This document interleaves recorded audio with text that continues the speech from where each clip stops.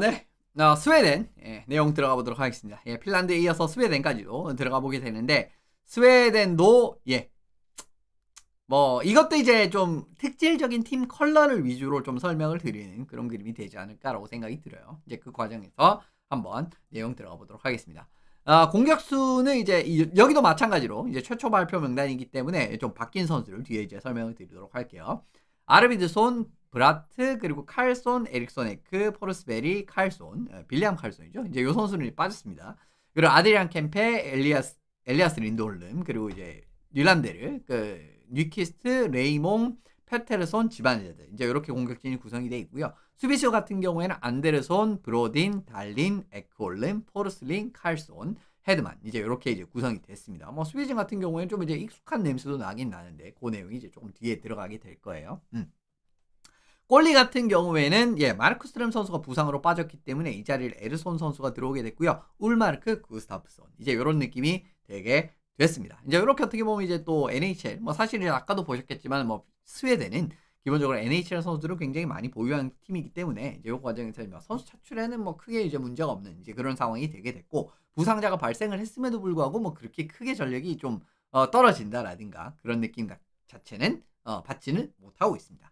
실제로 변경 선수를 바라보시면 이제 이 야콥 마르크스트렘 선수가 결국 이제 부상으로 하차를 했고요. 빌리안 칼손 선수도 마찬가지로 부상으로 하차가 되게 됐고 여기 이제 아웃이라고 적혀 있는데 이 선수들이 인입니다. 사무엘 에르손 선수가 마르크스트렘 선수를 대체해서 이제 들어오게 됐고요. 리카르드 라켈 선수가 이번에 칼손 선수를 대체를 해가지고 들어오게 되는 그런 그림이 되게 됐네요. 뭐 라켈 선수가 올해 이제 정말 뭐 전방위적으로 좋은 활약을 해주고 있기 때문에 이 과정에서 칼손 선수의 좀 이제 대체를 하는 그런 역할이 되게 됐다고 보시면 좋을 것 같습니다. 감독 및 코칭 스태프는 샘 할람 감독입니다. 할람 감독 같은 경우에는 지금 이제 최근 몇 시즌 동안 스웨덴 대표팀을 지휘를 하고 있는 걸로 알고 있고요. 그리고 이제 코치는 다니엘 알프레드손. 지금 이제 오타와 세나터스의 코치이기도 하고 또 이제 스웨덴 또 이제 레드런 중에 한 명이지 않겠습니까? 또 이제 어떻게 보면 북미에서는 이제 요 이제 코치 북미 팀에서는 이제 요 코치가 할람 감독을 보좌하는 그런 역할을 맡게 되겠습니다. 조금 걱정이 되는 게 아까 이제 핀란드 같은 경우에는 EHT에서의 성적이 좋았다고 말씀을 드렸잖아요. 근데 스웨덴 같은 경우에는 EHT에서의 성적이 굉장히 안 좋습니다. 카리알라컵 같은 경우에도 4위를 했고요. 스위스 하키 게임에서도 이제 3위였었고 베이에라 하키 게임에서도 지금 이제 전체 4위. 뭐 지금 이제 어떻게 보면 승리가 지금 1승밖에 없었어요. 지금 이제 세계 대회에서 이제 승리가 1승밖에 없었다라는 부분에서도 이번 EHT에서 스웨덴이 굉장히 안 좋았다라는 거는 조금은 걱정이 되는 부분이다라고 말씀을 드리면 좋을 것 같아요. 지금 요 표기는 이제 정규승 정규패, 연장승 연장패 이렇게 이제 표기를 했어요. 그렇기 때문에 어떻게 보면 진짜 이 대회 지금 뭐 9번의 경기 중에서 단 1승밖에 거두지 못하는 어떻게 보면 굉장히 좀 저조한 성적이 나왔다라고 바라보시면 좋을 것 같습니다. 그렇기 때문에 어떻게 보면 이제 감독은 조금 뒤에도 말씀드리겠지만 최근에 EHC에서의 결과가 굉장히 따르지 않았다라고 말씀을 드리면 좋을 것 같습니다. 예상 뎁스 차트는 사실은 굉장히 경우의 수가 많이 나올 수 있는 게 지금 이제 스웨덴 대표팀이라고 생각이 드는 부분인데 요렇게 한번 짜봤습니다. 기본적으로 브라트 선수를 일단 1라인 집어넣고 페테르손 선수와 닐란데르 선수를 집어넣었습니다. 뭐 이제 얼마 전에 사실 밴쿠버와 토론토가 경기가 있었는데 그래도 지금 지금 스웨덴 센터진을 전체적으로 바라봤을 때는 그래도 1라인을 전체적으로 1라인 센터 역할을 제일 잘 수행할 수 있는 선수는 페테르손 같아 보이긴 하거든요.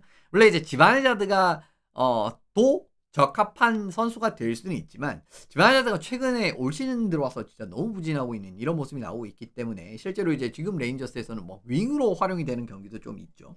그런 과정을 생각하면 결국 이제 페테르손이 가장 이제 1라인 센터로 적합한 선수가 됐고 결국 이제 1라인 센터로 쓰지 않을까 싶어요. 그리고 이제 올 시즌 닐란데르 같은 경우에도 굉장히 좋은 득점력 여전히 뽐내고 있는 그런 과정에서 스피드적인 게임에서 역시나 마찬가지 힘을 실어줄 수 있고 뭐 역습이라든가 페테르손도 기본적으로 이제 이 선수가 좀 힘이 좀 딸리는 게 단점이긴 한데 좀 이제 영리한 판단을 한다라든가 이런 부분이라든가 좀 투웨이 게임 워낙 이제 뭐 루키 시즌 시절부터 잘했던 선수거든요. 그런 과정에서 이제 브라트와 같이 이런 이제 투웨이에서의 또 이제 강점도 펼쳐질 수 있지 않을까. 이제 그러면서 이제 한번 플레이를 끊어냈다라고 했을 때는 또 굉장히 빠르게 몰아칠 수가 있는 그죠?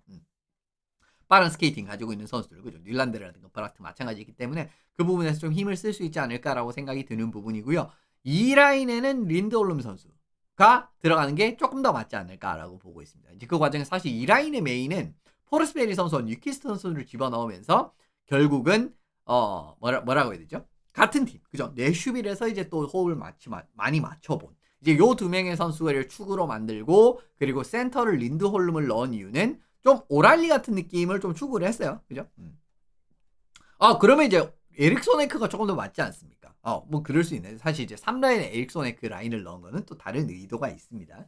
이제 그 과정에서 이제 어떻게 보면은 뉴키스트, 린드홀름, 포르스베리 이제 요렇게 이제 라인을 집어 넣어가지고 구축을 하는 게 뭐 내슈빌의 좀 향기도 만들 수 있고 린드홀름도 기본적으로 어떻게 보면 굉장히 이제 좋은 투웨이 능력에다가 영리한 이제 공수 양면에서 기여라든가 정말 이제 좀 오랄리만큼 힘을 가지고 있지는 않지만 그런 이제 기여를 해줄 수 있는 선수 아니겠어요? 이제 그래서 이제 어떻게 보면 이제 요 라인이 2라인 센터를 집어넣었고요. 3라인에는 캠페, 에릭 소네크, 루카스 레이몽 이제 요 선수를 집어넣었습니다. 사실 이제 지난 대회에서 이제 또 캠페 선수와 에릭 소네크의 이런 조합이라든가 월챔이었죠. 이제 그때 이제 요 조합으로 나왔던 기억이 나는데 레이몽 선수는 다른 라인이었습니다만은 일단 캠페랑 에릭 소네크 이제 요 라인이 들어가 가지고 좀 종횡무진 활약하는 이 부분이 있었기 때문에 요 라인을 이제 구축을 해봤고요. 사실은 저는 개인적으로 레이몽 선수랑 브라트 선수의 위치는 바꿔도 별 상관은 없다라고 보는데 일단 어쨌든 오른손잡이 선수들을 좀 오른쪽에 집어넣고자 하는 약간 좀 욕심이 좀 이제 들어갔다라고 바라보시면 좋을 것 같기 때문에 닐란데르, 포르스베리, 레이몽은 오른쪽에 다 배치가 돼 있다라고 보시면 좋을 것 같아요. 사라인의 지바르자드를 집어넣고 라켈이랑 아르비드손을 집어넣는데 일단 지바르자드가 요즘 들어가지고 좀 전체 스피드가 측정치가 생각보다 많이 떨어지는 않았더라고요. 제 생각보다는. 근데 결국 이제 좀 활동량이라든가 좀 에너지 레벨에 살짝 문제가 나오는 그런 그림이 많기 때문에 그 부분에 좀 약점을 채워줄 수 있는 아르비드손 선수를 집어넣었다고 바라보시면 좋을 것 같고 라켈 선수도 결국 이제 지바자드 윙에서 좀 이제 득점적인 부분 이제 이렇게 이제 기여를 해줄 수 있는 그림이 나오지 않을까라는 생각이 드네요. 레오 칼сон 선수는 결국 이제 좀 스크래치가 되지 않을까 그런 생각이 들기는 들고요. 지금 전반적으로 보셨겠지만 윙어들의 득점력이라든가 윙어들의 활용도라든가 이런 부분 자체는 사실 스웨덴이 굉장히 강점 중에 하나다라고 바라보시면 좋을 것 같습니다. 뭐 많은 득점을 해줄 수 있는 자원도 있고 뭐 유틸성이라든가 이런 부분에서도 뛰어난 자원들이 많죠, 그죠? 그런 과정들을 생각을 해보면 공격진에서는 확실히 또 경쟁력 같은 부분을 확보할 수 있지 않을까라고 보고 있습니다. 스웨이지는 뭐 마찬가지로 아주 탄탄합니다. 헤드만이랑 포르슬링 이 조합을 해가지고 헤드만 선수가 이번 올해 템파에서 JJ 모저 선수랑 많이 좀 출전을 하거든요. 지금 이제 모저 선수가 부상이기 때문에 지금 또 막 레디시라든가 이런 선수들이랑 좀 조합이 되는 경기들이 있기는 한데 기본적으로 포르슬링을 조합을 하면서 역시나 공수 양면에서 약간 어떻게 보면 JJ 모저의 확실한 업그레이드 버전 같은 느낌의 경기력을 펼쳐주는 요 과정에서 이제 또 헤드만, 포르슬링 요 조합을 이제 가동을 해보는 게 무난하게 좋지 않을까 싶고 요즘 보면 헤드만도 조금은 약간 수비에서의 판단 미스라든가 이런 게 좀 나올 때가 있거든요. 근데 그 과정도 이제 역시나 포르슬링이 좀 보강을 해줄 수가 있는 그런 의미 되지 않을까 싶습니다. 칼손 같은 경우에는 에컬럼이랑 이제 조합을 맞추는 게 제일 무난해 보이지 않나라는 생각이 들어요. 아무래도 이제 에컬럼도 소속팀에서 기본적으로 굉장히 수비에서의 좀 단점이 두드러지는 좀 부샤르 선수를 좀 커버를 해주는 그런 역할이라든가 많이 가지 않습니까? 칼손 선수 같은 경우에도 요즘에 스케이팅에서 좀 문제가 많이 이제 발생을 하고 있는 상황이기 때문에 수비에서의 좀 아쉬운 장면들이 사실 최근 들어서 상당히 많이 나오는 것도 사실이거든요. 그 과정에서 이 부분을 커버를 해줄 수 있는 에컬럼 선수를 또 그 역할로 맡아주면 좋을 것 같고요. 그리고 3라인에는 브로딘이랑 달린 선수를 집어넣는데 브로딘이랑 달린도 지난 월드 챔피언십에서 같이 호흡을 맞췄는데 경기력이 상당히 좋았습니다. 그렇기 때문에 이 조합을 그냥 유지를 했다라고 보시면 좋을 것 같고 안데르손 선수가 결국은 이제 좀 7번째 수비수로 되게 되는 느낌인데 상황에 따라서는 사실은 안데르손 선수를 포르슬링 자리에 넣어도 저는 나쁘지는 않다라고 보고 있어요. 요즘에 포르슬링이 요즘에 너무 경기력이 좋기 때문에 또 뭐라고 해야 될까요? 그 1라인에 들어가는 것도 전혀 이상하지는 않지만 조금 어떻게 보면은 이제 그 지금 감독 체제에서 살짝 잘 안 맞는다라고 생각을 하면 안데르손이 또 이제 오른손잡이 수비수이기 때문에 그 과정에서 공격형 수비형 이런 좀 밸런스를 확실하게 맞춰주기 위해서는 안데르손이 들어가도 그렇게 나쁘지는 않습니다. 제가 봤을 때는. 예, 그러면 이제 확실하게 공격형 수비형, 공격형 수비형 뭐 요런 느낌으로도 이제 갈 수가 있기 때문에 고런 그림도 나올 수도 있다라고 바라보시면 좋을 것 같아요. 어쨌든 기본적으로는 이제 요렇게 좀 뭐 검증된 조합을 위주로 지난 이제 대회에서의 지난 이제 월드 챔피언십에서의 이런 조합이라든가 이런 것도 좀 참고를 한 라인업이라고 바라보시면 좋을 것 같고요. 꼴리지는 사실은 조금 전화위복 같은 느낌이 됐는데 그 누구냐? 마르크 스트램 선수가 부상으로 빠졌지 않습니까? 그렇기 때문에 꼴리는 솔직히 말씀드리면 퍼스트, 세컨드, 서드의 좀 역할 정리가 확실하게 됐어요. 그러니까 퍼스트 울마르크, 세컨드 구스타프손, 서드 에르손. 이제 요렇게 역할이 좀 확실하게 정리해야 돼. 근데 그 누구냐? 마르크 스트램이 있으면 울마르크랑 마르크 스트램을 누구를 정말 확고한 넘버원으로 써야 될지에 사실은 좀 딜레마가 생길 수밖에 없는 상황이긴 하거든요. 그래서 어쨌든 이번에는 울마르크 넘버원, 당연히 넘버원이 되겠죠. 이런 과정에서 좀 이제 이 역할에서의 교통정리는 확실히 됐기 때문에 약간 좀 전화위복 같은 느낌이 됐다라고 말씀드리면 너무 좋을 것 같습니다. 울마르크가 최근 좀 패배가 겹치는 경기들이 있기는 했지만 뭐 본인은 경기력이 그렇게 나쁘지는 않았거든요. 그런 과정에서도 아무래도 좀 울마르크가 넘버원에다가 두 번째, 세 번째 구스타프손, 에르손 요렇게 가지 않을까라고 개인적으로 보고 있습니다.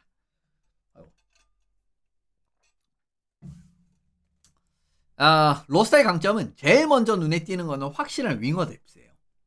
윙어에서 진짜 이 정도의 좀 득점 기여라든가 이 정도의 좀 좌우 밸런스라든가 이런 전체적인 부분을 봤을 때 좀 안정적으로 이렇게 좀 전력을 뽑아낼 수 있는 팀 자체가 확실히 스웨덴이 이 부분에서 강점이 있지 않나라고 보고 있습니다. 실제로 오른손 윙어가 참 많거든요. 지금 이제 스쿼드 전체적으로 이제 지켜보게 된다라고 해도 이제 주로 출장한 포지션에서 봐도 물론 이제 이 센터 윙 겸직을 한 선수들도 좀 있기는 하지만 기본적으로 이제 주로 출장한 이제 이 포지션 기준으로 따져봤을 때 오른손 윙어도 지금 바라보시면은 스웨덴이 꽤 많은 편이에요. 실제로 이번 포네이션스 토너먼트에 참가하는 팀들을 바라보셨을 때 캐나다와 스위스가 오른손 스위스가 아니죠. 스웨덴이 오른손잡이 윙어가 5명씩 있고요. 핀란드 2명에다가 미국은 오른손잡이 윙어가 1명도 없습니다. 둘 다 센터였었어요. 요런 그림이기 때문에 전체적으로 봤을 때 좀 라인 밸런스를 잡기가 훨씬 더 좀 수월해진다라는 이런 용이점이 있다라는 거죠. 오른손잡이 윙어가 이렇게 좀 많이 포진이 돼 있다라는 거는.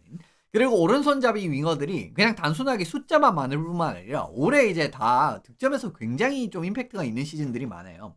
레이몽 선수 같은 경우에도 올해 정말 디트로이트 레드윙스가 정말 모처럼 정말 90포인트 이상 기대를 할 수 있는 뭐 그런 이제 윙어 자원 이거 뭐 작년에도 뭐 작년 재작년도 워낙 이제 득점이 좋긴 했지만 그럼 릴란데르 같은 경우에는 지금 이제 30골 이상 득점을 하면서 토론토에 이제 득점을 또 이제 진두지휘를 하고 있는 그런 이제 모습이 나오고 있고 포러스베리라든가 뭐 이런 선수들은 뭐 포러스베리는 뭐 두말할 필요가 없지 않습니까, 그죠?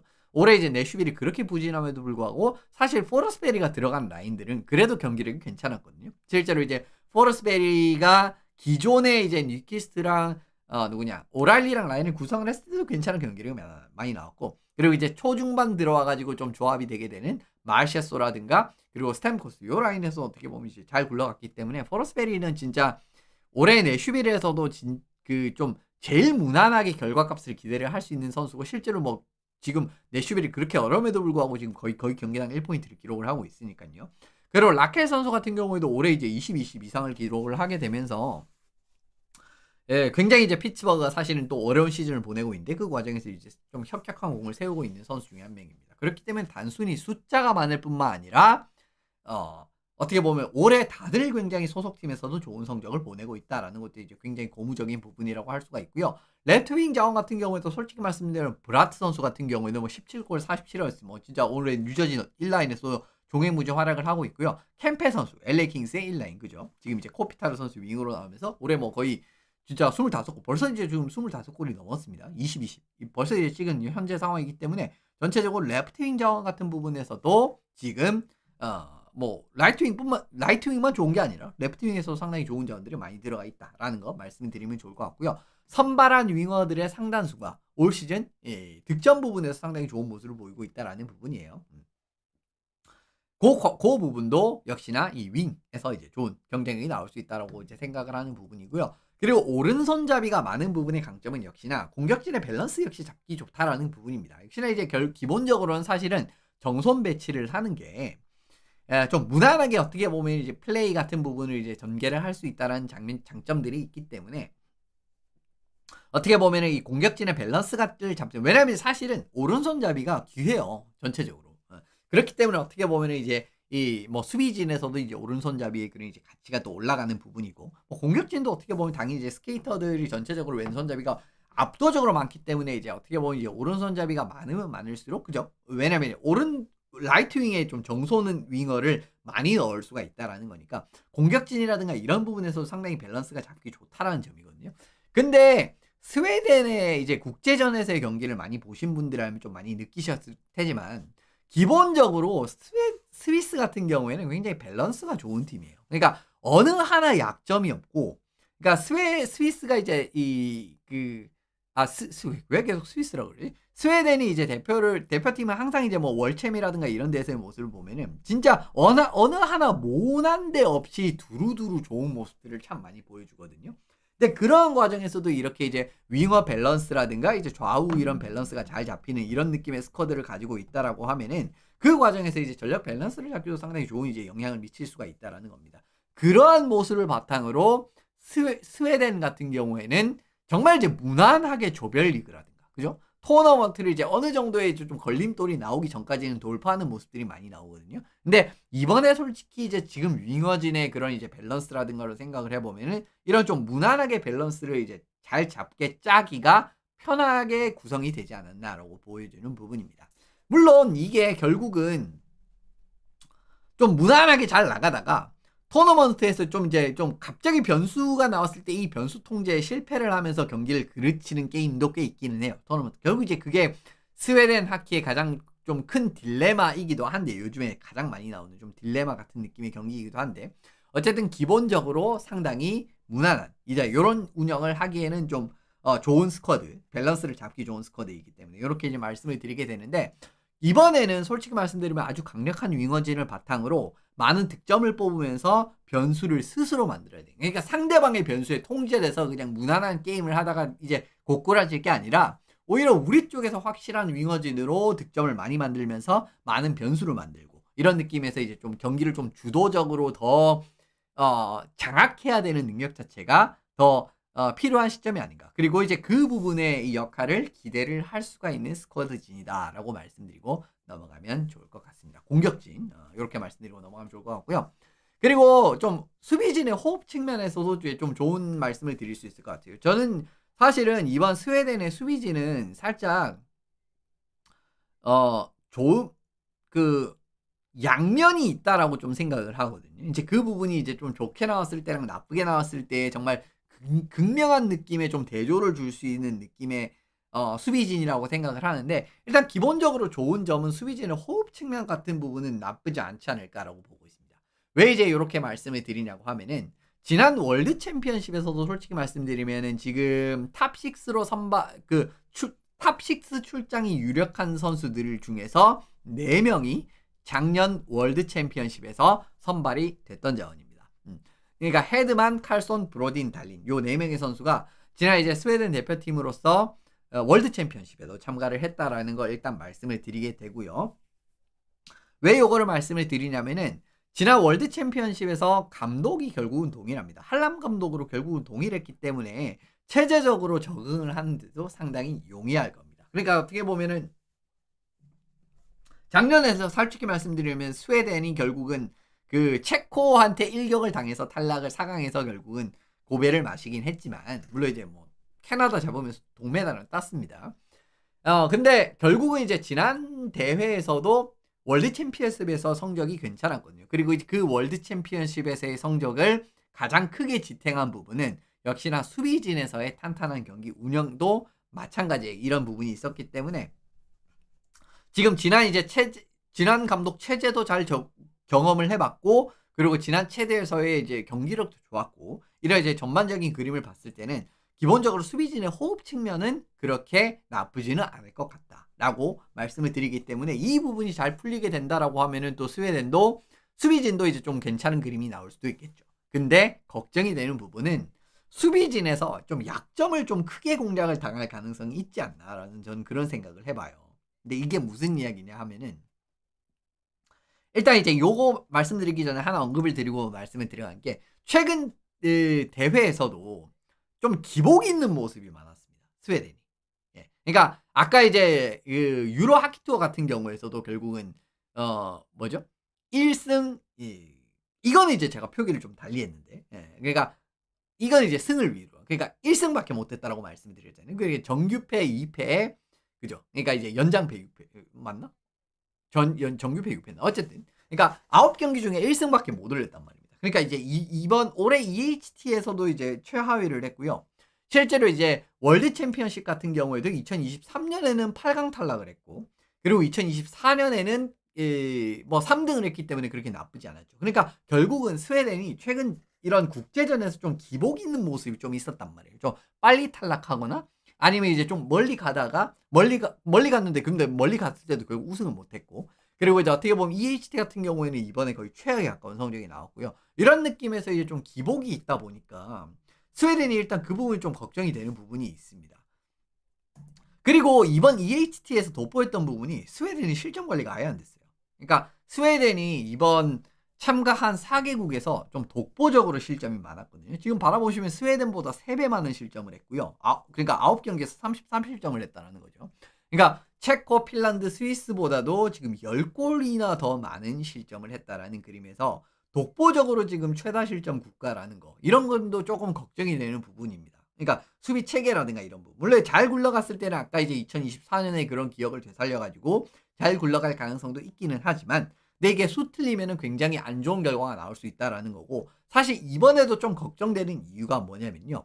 작년 월드 챔피언십 조합 같은 경우에 1라인에 이제 헤드 선수랑 헤드만 선수 그 팀 헤드라고 지금 옛날에 이제 KHL에서 꽤 이제 잘했었던 선수였었고 지금 이제 유럽에서 뛰고 있는 걸로 알고 있는데 다른 팀에 지금 이제 유럽 리그 어디인지 잘 모르겠다. 어쨌든 그 유럽파입니다. 지금. 그리고 이제 2라인에 이제 페테르손 지금 이제 그 밴쿠버 간 그 페테르손 선수와 칼손 어떻게 보면 피츠버그 펭귄스의 수비수 그 조합으로 갔죠. 그리고 이제 3라인에 브로딘이랑 달린 그리고 이제 뱅트손 선수 이제 이렇게 이제 수비진이 구축이 됐었거든요. 작년 월드 챔피언십 당시의 조합이. 근데 유형적으로 이제 비교를 해봤을 때 공격형 수비형 밸런스 조합을 좀 선호를 하는 그런 느낌이었어요. 물론 이제 달린 같은 경우에도 수비 기여라든가 이런 부분이 잘 되긴 하지만 어쨌든 좀 수비적으로 안정화를 시킬 수 있는 카드 한 명, 공격적으로 좀 힘을 쓸 수 있는 카드 한 명. 이제 요런 느낌으로 좀 조합을 한 느낌이었거든요. 대표적으로 페테르손, 칼손도 그렇고 헤드만 같은 경우에도 헤드만이 좀 수비적으로 균형을 잡아 헤드 같은 경우에는 기본적으로 이제 좀 슈팅이라든가 이런 부분에서 강점이 있는 선수이기 때문에 이렇게 좀 어떻게 보면 좀 공격형 수비형의 밸런스? 그러니까 공격형 수비형의 밸런스 조합을 좀 선호를 하는 그런 기조가 사실은 한람 감독체에서 좀 나오지 않았나라고 보고 있는 부분입니다. 근데 이게 결국은 이런 느낌으로 공격형 수비형으로 조합을 짰다라고 이래. 실제로 제가 조합을 짰을 때도 이제 그런 부분을 좀 참고를 해서 조합을 짰는데 이게 전체적으로 좀 안 좋게 맞물릴 수 있는 부분이 뭐냐면 지금 수비진이 전체적으로 나이가 엄청 많거든요. 그러니까 이번에 스웨덴이 좀 베테랑 수비수들이 전체적으로 많이 포진이 돼 있는 상황이기 때문에 실제로 헤드만도 그렇고 칼손도 그렇고 에콜롬도 그렇고 지금 나이가 34살입니다. 그리고 칼손 같은 경우에는 아까 말씀드렸듯이 좀 수비에서 좀 스케이팅 게임이 망가지면서 수비에서 좀 부담이 많이 가는 상황이 이제 연출이 되고 있고요. 헤드만도 좀 약간 좀 불안할 때가 있거든요. 예전과 다르게. 그리고 에컬론 같은 경우에도 솔직히 말씀드리면 올 시즌 보면은 좀 조금 예전 같지 않은데 이런 느낌의 경기력이 나올 때가 있다라는 겁니다. 근데 이런 과정에서 예를 들면은 칼손은 그 칼손이 수비적으로 공략이 당하는 그런 상황이 나올 수가 있겠죠. 그리고 헤드만이랑 에컬럼 같은 경우에는 어떻게 보면 수비에서 수비 안정화를 해야 되는 자원인데 그러한 선수들조차 지금 이제 좀 큰 미스라든가 여러 가지 좀 이 환경적 좀 이제 나이적인 부분이라든가 이런 부분에서 좀 노출이 되는 그런 측면이 나올 수가 있기 때문에 수비적으로 조금 큰 실수라든가 이런 부분들이 어떻게 좀 문제가 될 가능성을 좀 보고 있기 때문에 요거를 좀 어떻게 통제할지가 저는 좀 궁금해요. 전체적으로. 그러니까 수비 안정화적인 측면에서의 그러한 결과값을 좀 한람 감독이 이번에는 좀 어떤 보완책을 가지고 나와가지고 좀 나왔는지. 근데 이제 EHT에서 너무 이제 성적이 안 좋았다라는 거. 이제 이런 부분도 이제 좀 걱정이 되는 부분이고. 그러니까 결국은 수비진에서 좀 안정화가 필요한데, 근데 안정화를 필요하기에는 좀 나이도 선수들이 좀 많은 선수들이 이번에 좀 많이 들어왔고 하는 그림에서 걱정이 되는 부분이 있다. 라고 말씀드리고 넘어가면 좋을 것 같습니다.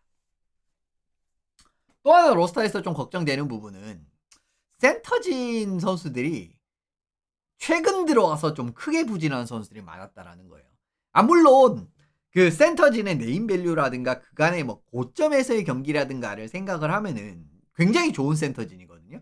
근데 대부분의 센터 자원들이 지금 최근 소속팀에서 상당히 부진했다라는 거. 이게 지금 저는 또 좀 마음에 걸리는 부분이에요.